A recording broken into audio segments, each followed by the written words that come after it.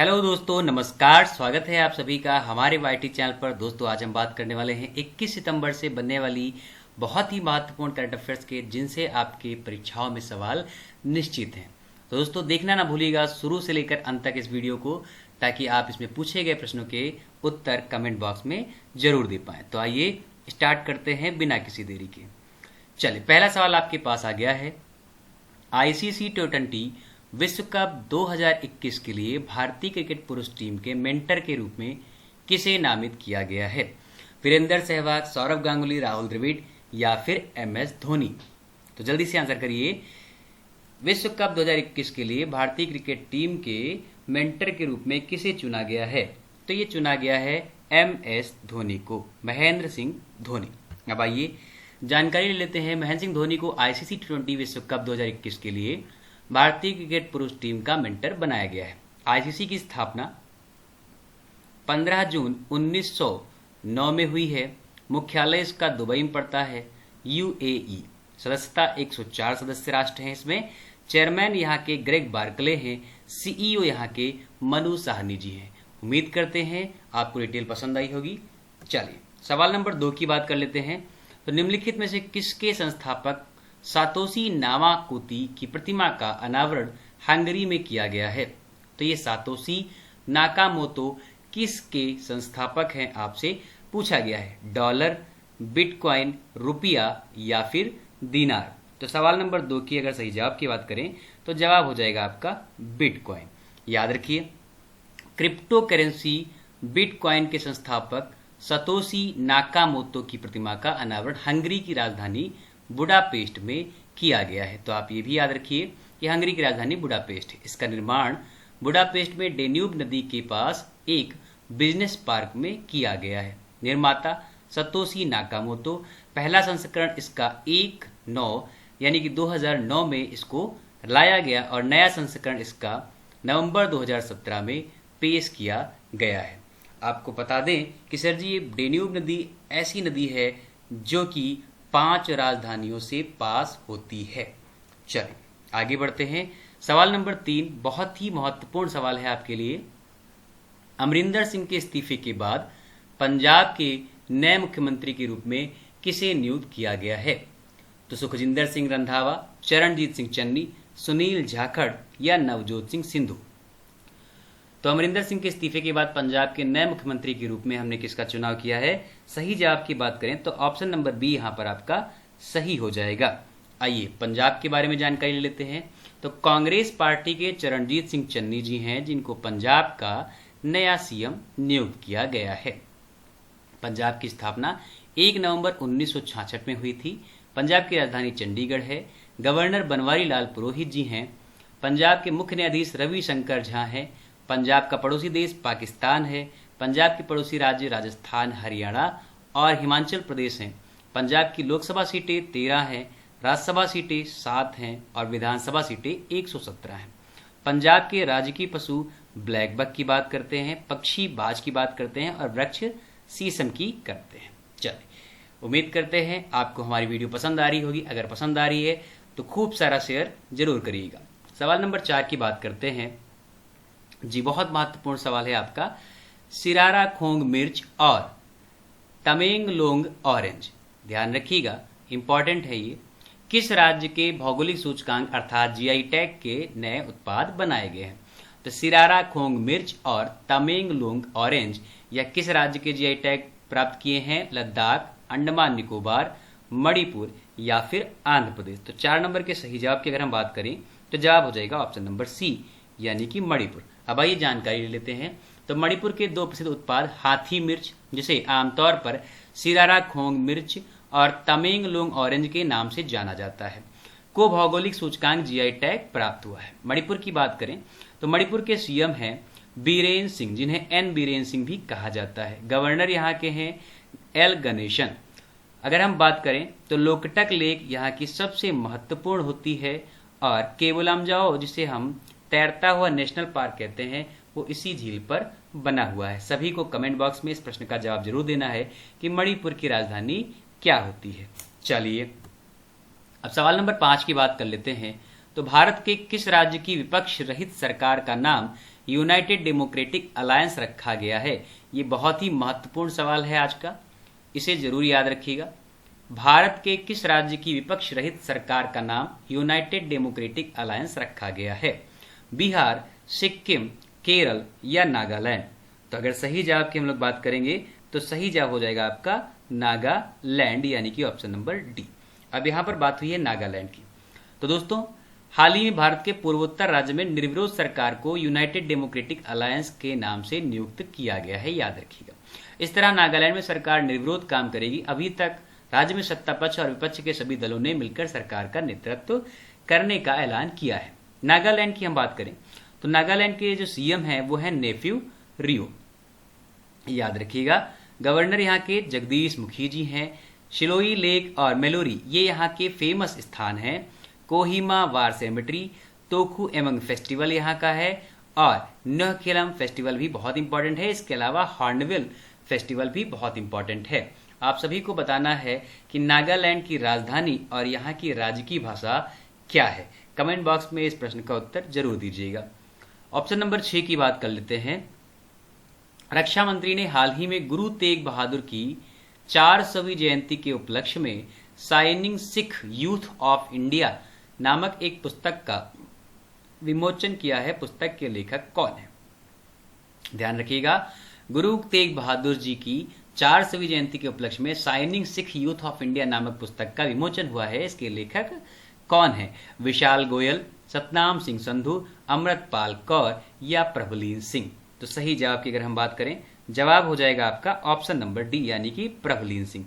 बहुत महत्वपूर्ण प्रश्न है, इसे ध्यान रखिएगा, एग्जाम में बिल्कुल आ सकता है। केंद्रीय रक्षा मंत्री राजनाथ सिंह ने 17 सितंबर 2021 को नई दिल्ली में गुरु तेग बहादुर की 400वीं जयंती के उपलक्ष्य में shining Sikh youth of India नामक पुस्तक का विमोचन किया है। पुस्तक को पंजाबी विश्वविद्यालय पटियाला के प्रशासनिक अधिकारी डॉक्टर प्रभुलीन सिंह ने लिखा है। याद रखिएगा, गुरु तेग बहादुर सिंह जी हमारे सिख के 10वें गुरु माने जाते हैं। ध्यान रखिए, इन्होंने ही खालसा पंथ और पाहुल पर्व जैसी प्रथाओं को स्टार्ट किया है, इसे ध्यान रखिएगा। ठीक है, चलिए एक बात आपको और बता देते हैं कि अभी हाल ही में यूपी सरकार ने वहां के सिलेबस में सिख गुरुओं की कथाओं का वर्णन अनिवार्य कर दिया था, आपको पता होना चाहिए। ठीक है, चलिए 7 नंबर की बात कर लेते हैं जी। निम्नलिखित में से किस ऑटो कंपनी ने भारत में अपना कारोबार बंद करने की घोषणा कर दी है? तो निम्नलिखित में से किस ऑटो कंपनी ने भारत में अपना कारोबार बंद करने की घोषणा कर दी है? वॉक्सवैगन, फोर्ड, टोयोटा या फिएट? तो ये काम किस ऑटोमोबाइल कंपनी ने किया है? याद रखिएगा, आपके सामने ऑप्शन और फिगर दोनों दिखाई पड़ रहे हैं, यानी कि फोर्ड। तो ऑप्शन नंबर बी सही हो जाएगा। फोर्ड ने ये बात रखी है। देखिए, फोर्ड मोटर ने भारत में विनिर्माण संयंत्र बंद करने की घोषणा की है।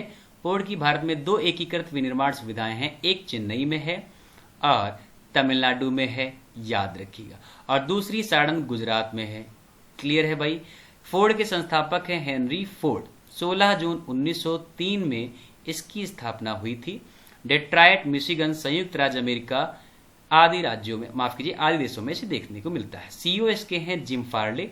मुख्यालय इसका डियरबॉर्न, मिशिगन, संयुक्त राज्य अमेरिका में दिखाई पड़ता है। चलिए 8 नंबर के सवाल की बात करें तो इनमें से किस विधानसभा ने बाल विवाह के पंजीकरण की अनुमति देने वाला विधेयक पारित किया है? तो किस राज्य की विधानसभा ने यह विधेयक पारित किया है? बिहार विधानसभा, दिल्ली विधानसभा, राजस्थान विधानसभा, उत्तर प्रदेश विधानसभा? सही जवाब की अगर हम बात करें तो 8 नंबर का सही जवाब हो जाएगा ऑप्शन नंबर सी, यानी कि राजस्थान विधानसभा ने यह विधेयक पारित किया है। अब आइए बात कर लेते हैं। तो राजस्थान की विधानसभा ने हाल ही में बाल विवाह के पंजीकरण अनुमति के पंजीकरण अधिनियम 2009 में संशोधन करने के लिए इस विधेयक को पारित किया है। इस कानून के अनुच्छेद 8 के अनुसार यदि लड़का और लड़की की आयु 21 वर्ष से कम है तो उनके माता पिता या अभिभावक विवाह का पंजीकरण करा सकते हैं। राजस्थान की बात करें तो राजस्थान की राजधानी है जयपुर, जिसे हम पिंक सिटी भी कहते हैं। सबसे बड़ा शहर भी यहाँ का जयपुर है। जनसंख्या यहाँ की 6 करोड़ 85 लाख के आसपास है। अगर हम बात करें तो गठन इसका हुआ है 1 नवंबर 1956 को। ध्यान रखिएगा इस बात को। राज्यपाल यहाँ के कलराज मिश्र हैं। मुख्यमंत्री अशोक गहलोत जी हैं कांग्रेस पार्टी से। एक सदनी विधानमंडल चलता है, 200 सीटें हैं विधानसभा में और 10 सीटें हैं राज्यसभा में, 25 सीटें हैं लोकसभा में। उच्च न्यायालय यहाँ का जोधपुर लगता है। अब बात करेंगे जोधपुर को, तो जोधपुर को हम लोग ब्लू सिटी कहते हैं, याद रखिएगा। आपसे प्रश्न है कि व्हाइट सिटी किसे कहते हैं, बताना है। राजस्थान के किस शहर को व्हाइट सिटी कहा जाता है? चलिए आगे बढ़ते हैं सवाल नंबर 9 की तरफ। किस राज्य ने कपूर महाशीर या कैटली को अपनी राज्य मछली घोषित किया है? किस राज्य ने कूपर महसीर या कैटली को अपनी राज्य मछली घोषित किया है? गोवा, केरल, सिक्किम या फिर नागालैंड? तो 9 नंबर के अगर सही जवाब की बात कर लेंगे हम, तो 9 नंबर का सही जवाब आपका हो जाएगा ऑप्शन नंबर सी, यानी कि सिक्किम ने। तो हाल ही में सिक्किम ने ये घोषणा की है कि कूपर महसीर को इनका स्थानीय रूप से, जिसका नाम है कैटली, राज्य मछली घोषित किया जाएगा। नियोलिसोचिलस हेक्सागोनोलेपिस कूपर महसीर का साइंटिफिक नेम है। ये भी आप याद रखिएगा, आपकी जानकारी के लिए महत्वपूर्ण है। अब बात करेंगे सिक्किम की, तो सिक्किम की राजधानी है गंगटोक, सबसे बड़ा शहर भी यहाँ का गंगटोक है। जनसंख्या यहाँ पर लगभग 6 लाख निवास करती है। 4 जिले सिक्किम में हैं। 10 अप्रैल 1975 को इसका गठन हुआ था 35th अमेंडमेंट के द्वारा। 35th अमेंडमेंट के द्वारा इसको को स्टेट बनाया गया था, अर्थात सह राज्य। राज्यपाल यहाँ के गंगा प्रसाद हैं। मुख्यमंत्री प्रेम सिंह तमांग हैं। एक सदनी विधानमंडल है जिसमें सीटें हैं 32। राज्यसभा यहाँ पर 1, लोकसभा यहाँ पर 1। उच्च न्यायालय सिक्किम का सिक्किम उच्च न्यायालय ही लगता है। बात करेंगे, आपसे एक प्रश्न है, कमेंट बॉक्स में जवाब जरूर दीजिएगा कि सिक्किम की सीमाएं किन 3 देशों को टच करती हैं। चलिए सवाल नंबर 10 की बात कर लेते हैं। बेहद महत्वपूर्ण सवाल बन सकता है। मनोरमा महापात्र जिनका हाल ही में निधन हो गया, किस भाषा के प्रसिद्ध साहित्यकार थे? बताइए। मनोरमा महापात्र जिनका हाल ही में निधन हो गया, यह किस भाषा के प्रसिद्ध साहित्यकार थे? उड़िया, हिंदी, मलयालम या फिर कन्नड़? तो सही जवाब की अगर हम बात करें, 10 नंबर का सही जवाब हो जाएगा ऑप्शन नंबर ए, यानी कि उड़िया।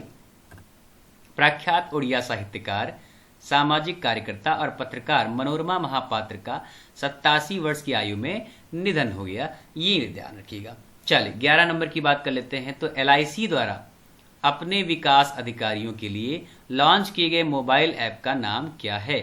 LIC ने अपने मोबाइल अधिकारियों के द्वारा, ठीक है, एक मोबाइल ऐप लॉन्च किया है उनके विकास के लिए। इसका नाम क्या रखा है इन्होंने? मित्रा, भास्कर, प्रगति या फिर विकास? मित्रा, भास्कर, प्रगति या फिर विकास? तो 11 नंबर के सही जवाब की बात करें तो ऑप्शन सी यहां पर सही हो जाएगा, यानी कि प्रगति। तो इन्होंने प्रगति ऐप लॉन्च किया है, किसने? LIC ने। अब बात कर लेते हैं LIC के बारे में। तो जीवन बीमा निगम LIC ने अपने विकास अधिकारियों के लिए प्रगति नाम का एक मोबाइल ऐप लॉन्च किया है। प्रगति का मतलब है performance review application growth and trade indicator, ये मतलब हो जाएगा प्रगति का। अब बात करते हैं LIC की। LIC की हेडक्वार्टर की बात करें तो ये मुंबई में है। 1 सितंबर 1956 में इसकी स्थापना हुई थी। LIC के अध्यक्ष MR कुमार जी हैं। चलिए अब बात करते हैं अपने अंतिम सवाल की। तो उस मिशन का नाम क्या था जिसके तहत SpaceX ने पृथ्वी की परिक्रमा करने वाले दुनिया के पहले सभी नागरिक चालक दल को लॉन्च किया था? बहुत इंपॉर्टेंट सवाल है ये, लिख लीजिएगा।